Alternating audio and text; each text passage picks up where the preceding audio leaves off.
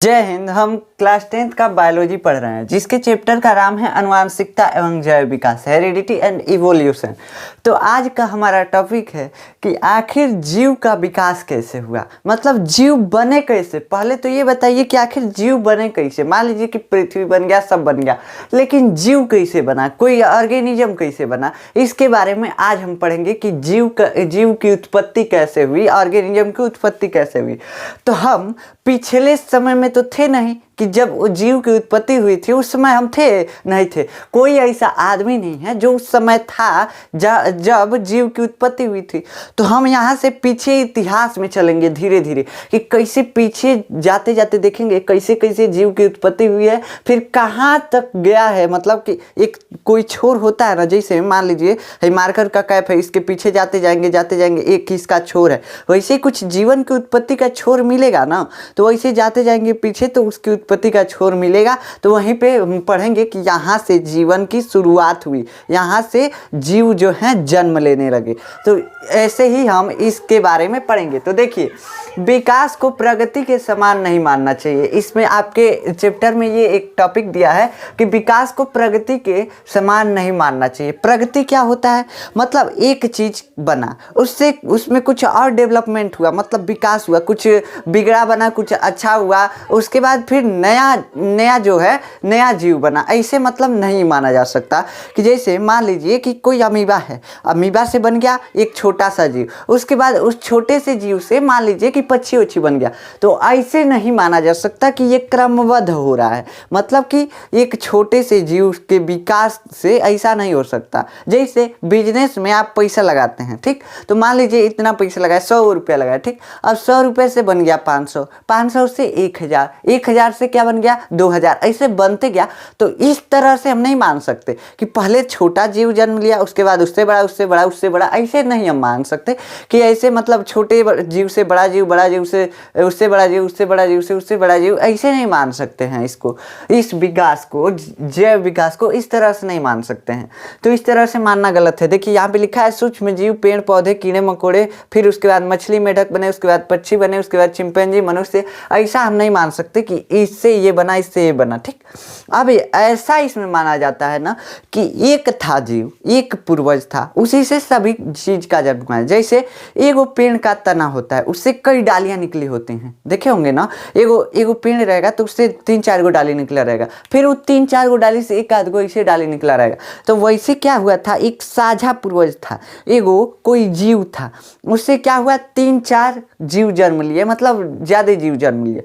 उन जीवों में कुछ विकास हुआ, वो भी जन्म लिए, उसके बाद उन जीवों में विकास हुआ, वैसे जन्म हुआ सभी जीवों का। ऐसे नहीं मान सकते कि एक जीव पहले था, वो जन्म दिया, खत्म हो गया ये जीव, अगला जो जीव आया उसमें विकास हुआ, उसमें विकास होते होते ऐसे नहीं हुआ, ठीक, समझ में आया। मतलब क्रमबद्ध नहीं मान सकते, सीढ़ी के जैसे नहीं मान सकते कि छोटे जीव से बड़ा जीव, उससे बड़ा जीव, ऐसे नहीं मान सकते। ऐसे मान सकते हैं कि हाँ एगो जीव था, जिसे मान लीजिए अमीबा बन गया, बैक्टीरिया बन गया, पेड़ पौधा बन गया, गाय बन गई, मछली बन गया, अब इससे कुछ बनेगा, इससे कुछ बनेगा। तो इस प्रकार से हो सकता है, जैसे पेड़ की डालियां निकली रहती हैं, एगो जीव से 4 गो जीव, 4 गो से 8 गो, 8 गो से 12 गो, ऐसे बनेंगे सब पेड़ के जैसे। समझ में आया? तो ये सही होता है। तो साझा पूर्वज से क्या होता है, नए जीव का निर्माण होता है। अब ये कहेंगे आप कि तब तो पुराना वाला जीव खत्म हो गया, पुराना जो जिससे जन्म लिया था, पेड़ का जो तना है वो खत्म हो गया। ऐसा जरूरी नहीं है, ऐसा जरूरी नहीं है। जैसे आप सुने होंगे डायनासोर विलुप्त हो गया तो खत्म हो गया, तो उससे कुछ जीव जन्म लिए, जैसे पक्षी वक्षी टाइप में कुछ जीव जन्म लिए थे उससे, डायनासोर से।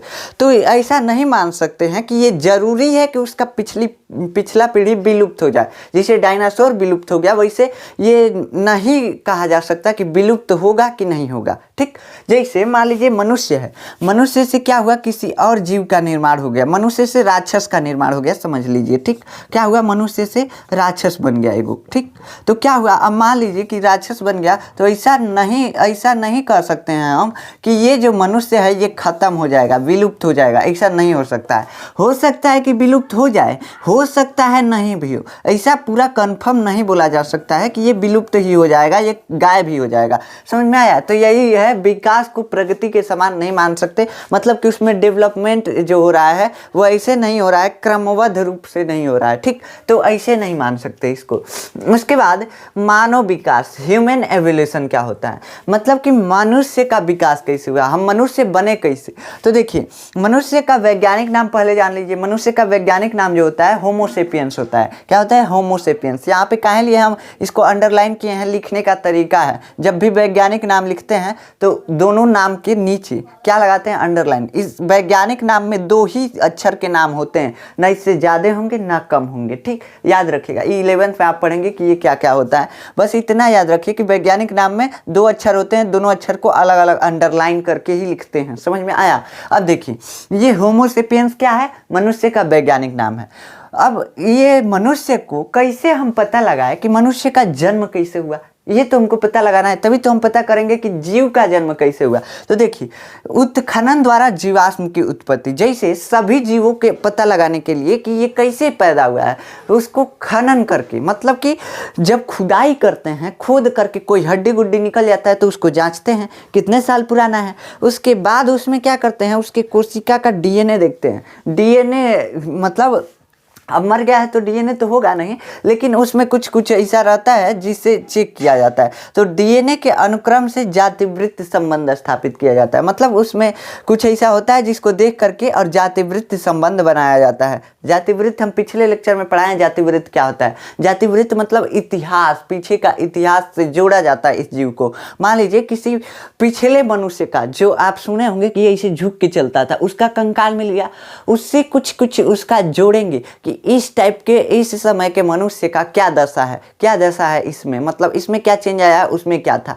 इसको मिला करके हम बताएंगे कि हाँ, इससे जन्म लिया है कि नहीं लिया है ये जीव, ठीक। तो इसी के बारे में मतलब अध्ययन करके हम पता लगाते हैं। ऐसे ही सभी जीवों का अध्ययन किया जाता है। पहले खोदा जाता है, खोद करके अगर कहीं हड्डी गुड्डी मिला तो उसको जांच किया जाता है कितने साल पुराना है। उसके बाद उसको मैच कराया जाता है, किस जीव से मैच कर रहा है, ठीक। तब जाके उसको देखा जाता है कितना चेंज आया है, कितने साल में इतना चेंज आया, तब जाके उसका संबंध बनाया जाता है कि हाँ, इस जीव का ये पूर्वज है। समझ में आया? तो ये मतलब सभी जीवों को पता करने की विधि है कि कौन सा जीव कितने साल, मतलब कैसे उत्पत्ति हुई, ये सब पता करने का ये विधि है। क्या? 3 विधियाँ, ठीक ना।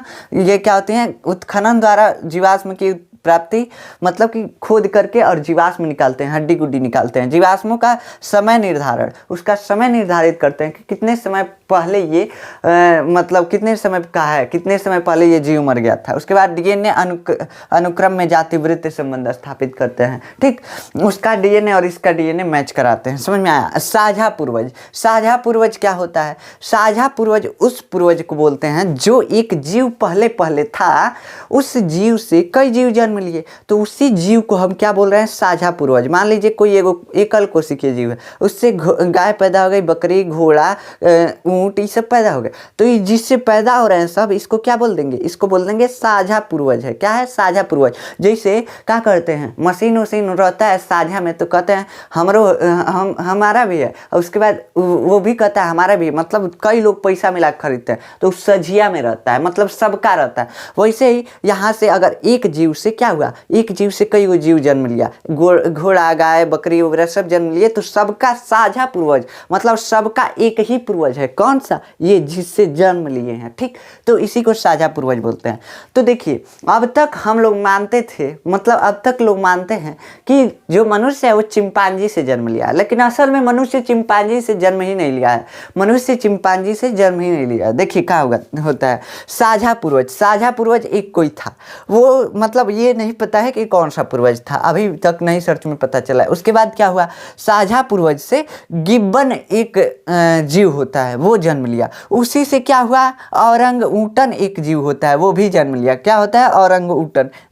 गिब्बन और औरंग ऊटन, ये आप पहली बार भी नाम सुन रहे होंगे, हम जानते हैं। तो बस समझ लीजिए कि ये जीव है, ठीक। कोई जीव है जो मनुष्य के समान होंगे, जो मनुष्य के पूर्वज से जन्मे हैं, ठीक।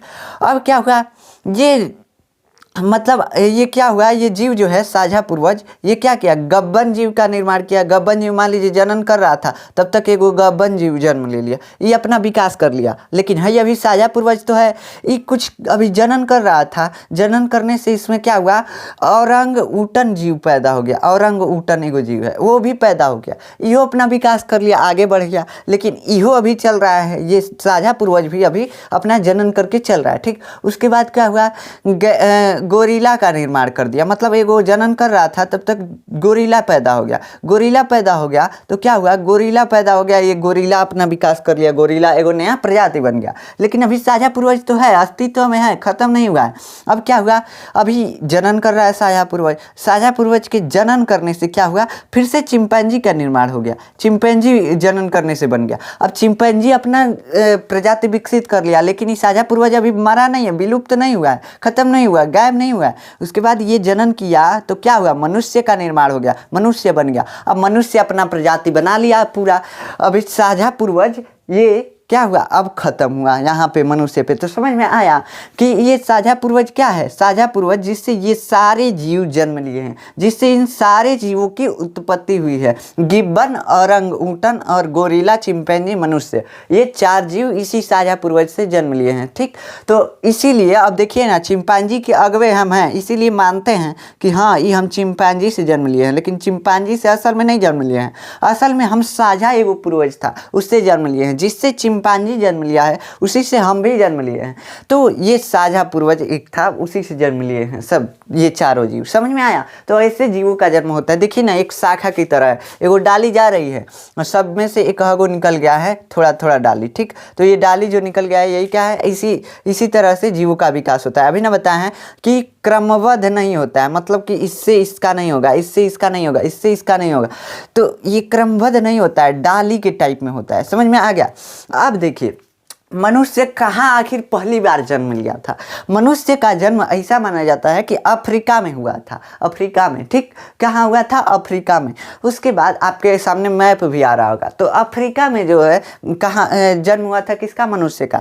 अब मनुष्य वहाँ पे कुछ जनन किए, जनन करके कुछ बच्चा उच्चा पैदा किए। उसके बाद क्या हुआ, जो बचवा पैदा हुए सब वो कहाँ चले गए, अब यूरेशिया चले गए सब। क्या, कहाँ चले गए, यूरेशिया। अब यूरेशिया में जनन करके किए, ये पिछले वाला पीढ़ी तो यहीं पे है। इसके बाद जो इससे बच्चा पैदा हुआ हो सकता है यूरेशिया में चला गया। अब ये जनन किया, यूरेशिया वाला जो बच्चा है ये जनन किया, तो इससे क्या हुआ, इससे बच्चा पैदा हुआ, ये इंडोनेशिया में चला गया। और इंडोनेशिया मतलब गमन करते करते, चलते चलते, घूमते घूमते चले गए सब। अभी जनन किया इंडोनेशिया में, इंडोनेशिया वाला बच्चा कहाँ आ गया, ऑस्ट्रेलिया में घूम रहे हैं सब। अब घूमते घूमते कहाँ आ गए, ऐसे ही एक है बेरिंग लैंड ब्रिज। क्या है, बेरिंग लैंड ब्रिज, जो अमेरिका और ऑस्ट्रेलिया को जोड़ती है। मतलब सॉरी, यूरेशिया और अमेरिका को जोड़ती है, यूरेशिया और अमेरिका को जोड़ती है।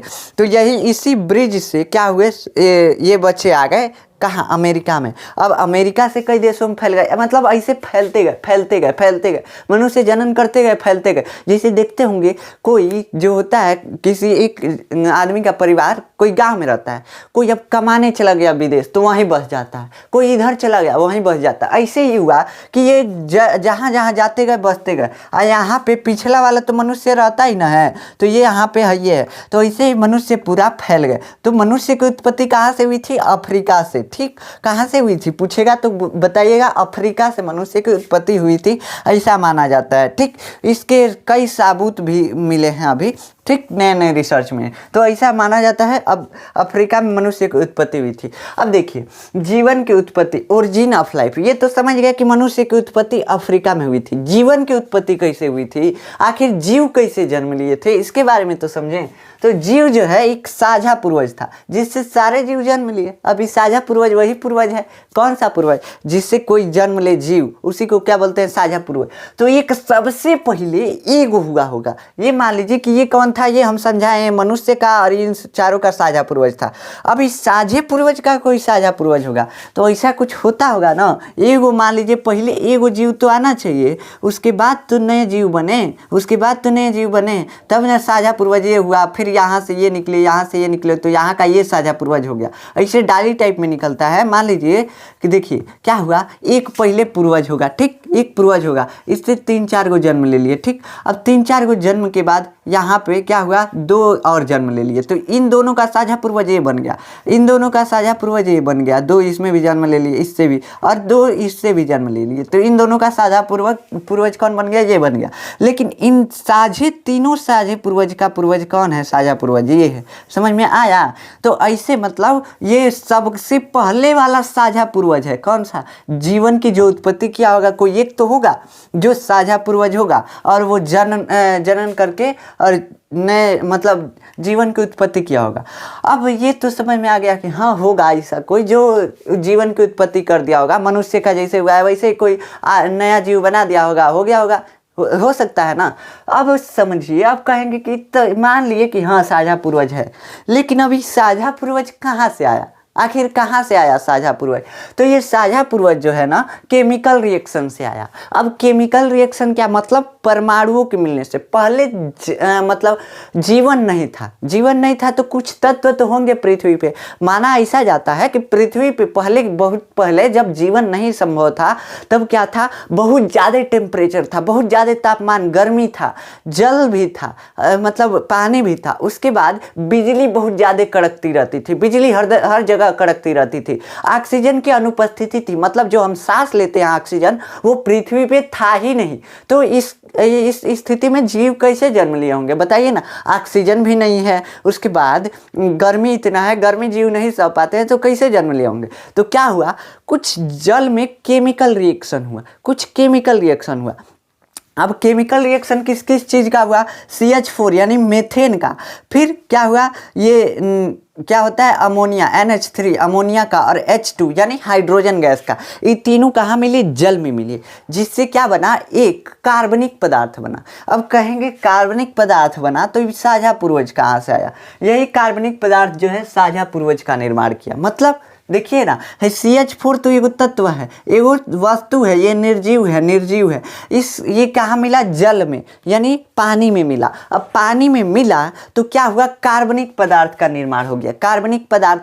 अभी कार्बनिक पदार्थ से क्या मतलब है, हमको तो जीव चाहिए ना। तो देखिए जो भी जीव होते हैं वो कार्बनिक पदार्थों से मिलकर बने होते हैं। हम भी हैं, हम भी कार्बन से बने हैं। सब जीव, जितने जीव हैं पृथ्वी पे, एक कोशिका उठा के देखेंगे, प्रोकैरियोटिक कोशिका या यूकैरियोटिक कोशिका। अब कहेंगे प्रोकैरियोटिक यूकैरियोटिक क्या होता है, तो इतना यहाँ पे बस समझिए कि जिसमें केंद्रक नहीं होता है, केंद्रक झिल्ली नहीं होता है, उसको क्या बोलते हैं, प्रोकैरियोटिक। और जिसमें केंद्रक झिल्ली होता है उसको क्या बोलते हैं, उसको बोलते हैं यूकैरियोटिक। मान लीजिए यहाँ पे DNA तो है, DNA RNA है, केंद्रक झिल्ली नहीं है, झिल्ली में बंद नहीं है, पैक नहीं है, यहाँ पे पैक है, तो इसको क्या बोल रहे हैं, यूकैरियोटिक। यू मतलब तुम, कैसे याद रखेंगे, यू मतलब तुम यानी आप में है। यूकैरियोटिक कोशिका किसमें है, आप में है, और केंद्रक जो है बंद है। समझ में आया। प्रोकैरियोटिक, प्रो मतलब कोई और होगा, जो मतलब जिसमें DNA जो है झिल्ली में बंद नहीं रहता होगा, ठीक। तो ये समझ में आ गया। तो देखिए कोई भी अगर कोशिका आप लेंगे वो कार्बनिक पदार्थ से बनती है, कोई भी कोशिका आप लेंगे कार्बनिक पदार्थ से बनेगी, ठीक।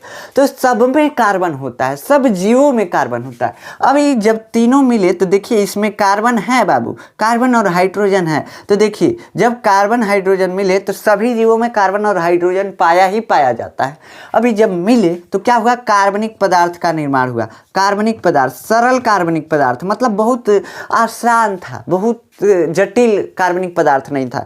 उससे क्या हुआ, धीरे धीरे उस कार्बनिक पदार्थ का विकास हुआ, कुछ संश्लेषण हुआ, मतलब बना। संश्लेषण मतलब क्या होता है, बनना।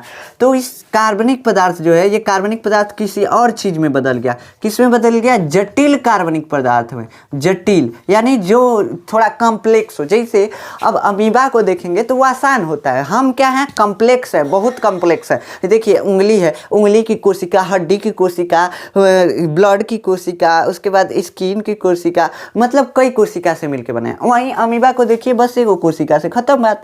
खत्म हो गया ना, अमीबा एगो कोशिका से, तो ये सरल हो गया और हम जटिल हो गए। वैसे ही कार्बनिक पदार्थ जो है इसमें बहुत कम था और इसमें क्या हुआ, कार्बनिक पदार्थ जटिल हो गया संश्लेषण द्वारा, मतलब किसी वजह से संश्लेषण हो गया, मतलब बन गया क्या, जटिल कार्बनिक पदार्थ बन गया। ठीक, जटिल कार्बनिक पदार्थ बन गया। ठीक, अब ये जटिल कार्बनिक पदार्थ जो है क्या किया, साझा पूर्वज का निर्माण कर दिया। अब साझा पूर्वज से क्या हुआ, जीव बने और जीव से क्या हुआ, जीव से ये सब मतलब सारे जीव बन गए। अब कहेंगे हम काहे माने, ये हम काहे माने कि ऐसा हुआ था, तो इस पे एक्सपेरिमेंट भी हुआ है और आपके बुक में दिया है भी है, तो इसको हम समझाते हैं। पहले इसको समझिए, ये साझा पूर्वज बनने के लिए क्या हुआ, साझा पूर्वज बनने के लिए ये जो तत्व हैं इनका मिलन हुआ, कहाँ में, कहाँ पे, जल में, जल में मिलन हुआ। लेकिन मिलन करने के लिए, अभिक्रिया कराने के लिए क्या चाहिए, एनर्जी चाहिए, हमको ऊर्जा चाहिए। तो ऊर्जा कहाँ से मिला, जो पृथ्वी की गर्मी थी या जो बिजली कड़क रही थी, इन सब से क्या मिला, उसको ऊर्जा मिल गया अभिक्रिया होने के लिए,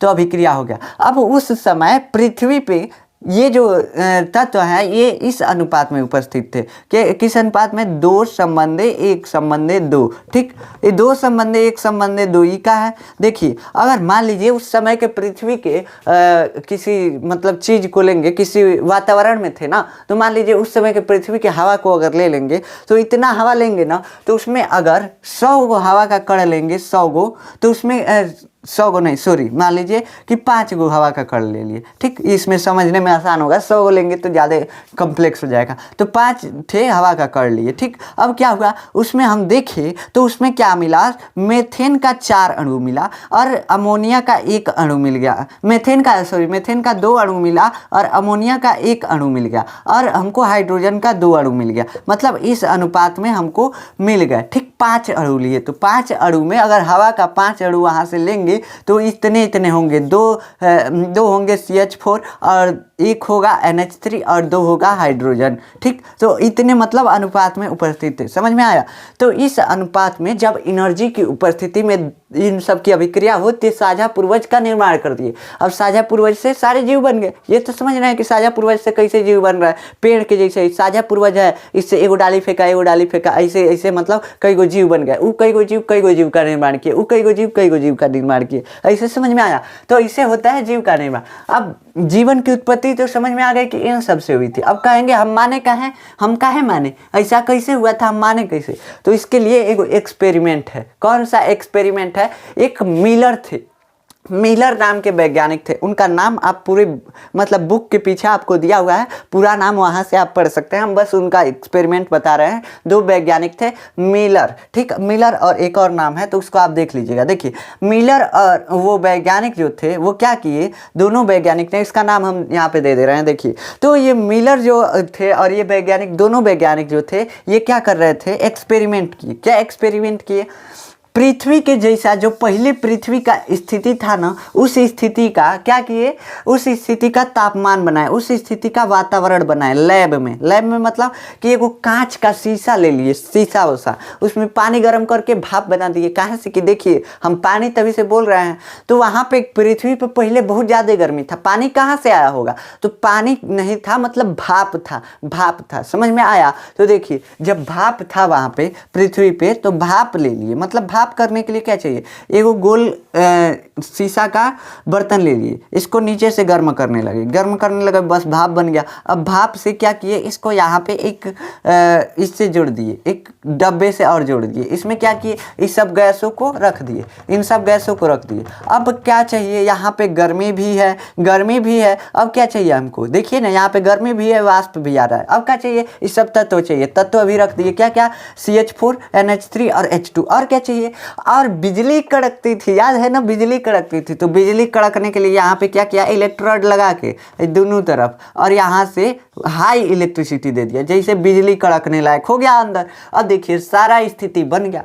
अब 1 हफ्ते तक वेट किया, 1 हफ्ते तक पूरा वेट किया, उसके बाद 1 हफ्ते के वेट के बाद क्या हुआ, एक हफ्ते के वेट के बाद, एक हफ्ते के इंतज़ार के बाद जब इसको देखा तो उसमें क्या बना हुआ था, यहाँ पे जब इस लिक्विड को, यहाँ कुछ लिक्विड बन गया, यहाँ एक हफ्ते के बाद देखा तो कुछ लिक्विड बन गया। इस लिक्विड को यहाँ से नीचे से उतारा और यू आकार के पाइप में, यू आकार के पाइप से गुजारा। ठीक, तो देखिए क्या हुआ, यहाँ पे यू आकार के जब पाइप से गुजारा तो उसके बाद यहाँ पे कुछ कुछ फंस के रह गए, कुछ कुछ यहीं पे नीचे वाले में फंस के रह गए, कुछ कुछ नीचे ही रह गए पदार्थ लिक्विड, और उसके बाद कुछ ऊपर चले गए। ये लिक्विड जब गुजारा तो कुछ लिक्विड यहीं रह गए और कुछ ऊपर चले गए। तो जो नीचे रहे थे उसको निकाल के और देखा माइक्रोस्कोप से तो उसमें क्या बना हुआ था, कार्बनिक पदार्थ। तो देखिए ऐसा ही वातावरण बना के तब एक्सपेरिमेंट किया, तो इससे यह सिद्ध होता है कि हाँ ये सत्य घटना है, मतलब ये सही में पहले हुआ था पृथ्वी पे, तभी जीवों की उत्पत्ति हुई थी। तो अब देखिए अब क्या हुआ, ये केमिकल जो है, केमिकल आपस में रिएक्ट किए, ये जो तत्व हैं आपस में रिएक्ट किए, जिससे नया मतलब नया यौगिक बना, यौगिक बना तो उससे ऑर्गेनिज्म बन गया, जीव बन गया। ठीक, अब देखिए इन सब के अभिक्रिया को क्या बोलते हैं, रासायनिक विकास। कहाँ है रासायनिक विकास बोलते हैं, देखिए ना, रसायन के विकास से ऑर्गेनिज्म का निर्माण हो गया। रसायन के अभिक्रिया से, जो ये तत्व हैं इनके अभिक्रिया से क्या हुआ, जीव का निर्माण हो गया, इसलिए इसको रासायनिक विकास भी बोलते हैं। ठीक, साझे पूर्वज के निर्माण को रासायनिक विकास, कहाँ से कि ये रासायनिक तरीके से, रासायनों के संयोजन से बना है। ठीक, तो इसलिए केमिकल के संयोजन से बना है, केमिकल के मिलने से बना है, इसलिए इसको रासायनिक विकास या केमिकल इवोल्यूशन कहते हैं। समझ में आया? तो ये आज आपका चैप्टर हो गया खत्म, आनुवांशिकता एवं जैव विकास। अब आपको हम सारे चैप्टर का MCQ करा देंगे और कुछ मॉडल पेपर भी सॉल्व करा देंगे। तो आशा है कि आपको ये जो समझाया समझ में आया है। अगर आपको इसका नोट्स चाहिए तो आप जाकर व्हाट्सएप चैनल से डाउनलोड कर सकते हैं, जिसका लिंक डिस्क्रिप्शन में दिया हुआ है। मिलते हैं नेक्स्ट लेक्चर में, तब तक के लिए जय हिंद।